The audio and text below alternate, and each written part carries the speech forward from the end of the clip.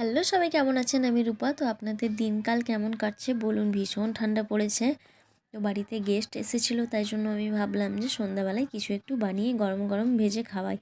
কেননা শীতকাল বুঝতেই পারছেন, গরম গরম তেলে ভাজা তো বেশ ভালোই লাগে। তো সেই জন্য আমি এখানে বেগুন কেটে নিয়েছিলাম আর আমি ফুলকপি নিয়ে নিয়েছিলাম। ফুলকপির পকোড়া করব আর এখানে আমি বেগুনি ভাজবো।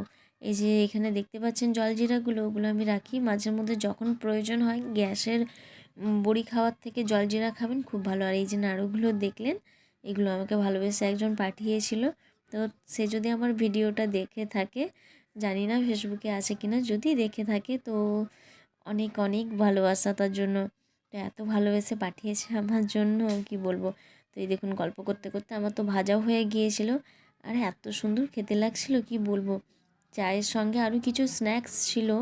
তো তার মধ্যে কিন্তু এই যে গরম গরম ফুলকপির পকোড়া, ও শীতকাল মানেই তো ফুলকপি, বুঝতেই পারছেন, ফুলকপি বাঁধাকপি। তো সেই জন্য বাঁধাকপি তো ছিল না, তাই জন্য ফুলকপি দিয়েই বানিয়ে দিয়েছিলাম আর বেগুনি করে দিয়েছিলাম।